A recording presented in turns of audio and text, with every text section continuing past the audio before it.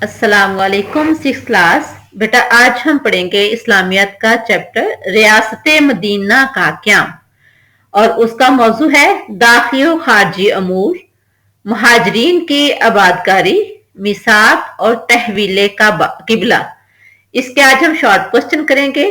Page number 31 से 34 तक ये लेसन है। आज शॉर्ट क्वेश्चन करेंगे, नेक्स्ट में हम इंशाल्लाह इसके लॉन्ग क्वेश्चन करेंगे। तो आइए अल्लाह का नाम लेकर शुरू करते हैं।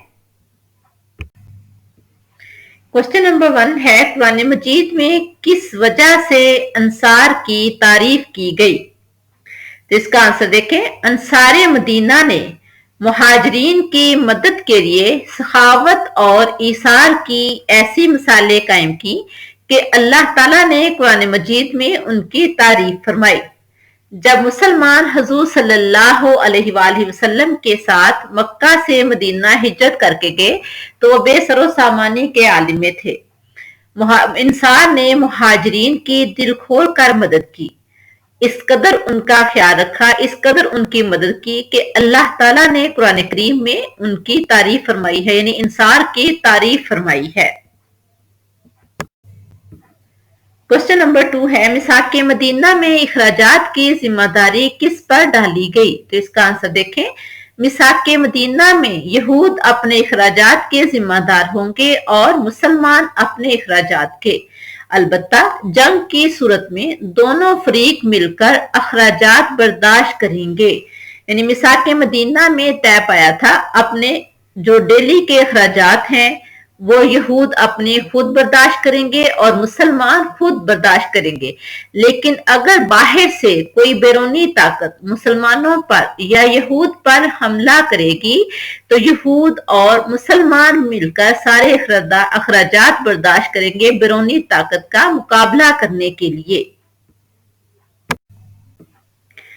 क्वेश्चन नंबर 3 है, मिसाक मदीना की रोशनी में बैरूनी हमले की सूरत में क्या तय पाया? जिस तरह हमने क्वेश्चन नंबर 2 में पढ़ा है उसी से रिलेटेड ये क्वेश्चन है। मिसाक मदीना में तय पाया कि अगर बैरूनी दुश्मन मुसलमानों या यहूद पर उन दोनों में से किसी एक पर भी हमला करेंगे तो दोनों मिलकर उसका मुकाबला करेंगे। यहूद और मुसलमानों के दरमियान जो मुआहदा तय पाया था उसके मुताबिक अगर कोई बैरूनी ताकत मुसलमानों पर या यहूद पर हमला करेगी तो यहूद और मुसलमान मिलकर उस बैरूनी ताकत का मुकाबला करेंगे।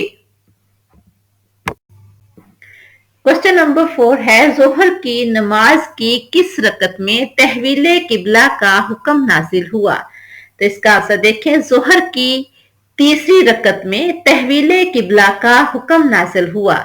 तहवील किबला, मुसलमान पहले बैतुल मकदस की तरफ मुंह करके नमाज पढ़ते थे। आप सल्लल्लाहु अलैहि वसल्लम चाहते थे कि मुसलमान खाना काबा की तरफ मुंह करके नमाज पढ़ें। फिर अल्लाह के हुक्म से अल्लाह ने आपकी ये ख्वाहिश पूरी की और मुसलमान नमाज अदा कर रहे थे। जोहर की तीसरी रकत में अल्लाह ने आप सल्लल्लाहु अलैहि वसल्लम को हुक्म दिया कि खाना काबा की तरफ मुंह फेर लें। फवल्ली वजह का शतरल मस्जिदिल हराम, आप मस्जिद हराम की तरफ मुंह फेर लीजिए।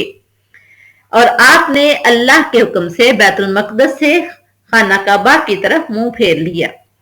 और जिस मस्जिद में नमाज अदा कर रहे थे और किबला तब्दील करने का हुक्म आया उस मस्जिद को जू किबलातैन कहते हैं, दो किबलों वाली मस्जिद। यानी 2 रकात बैतुल मकदस की तरफ मुंह करके नमाज पढ़ी और फिर अल्लाह के हुक्म से आपने बैतुल मुक़द्दस से खाना काबा की तरफ रुख फेरा और इसीलिए उस मस्जिद को जू किबलातैन, 2 किबलों वाली मस्जिद कहते हैं।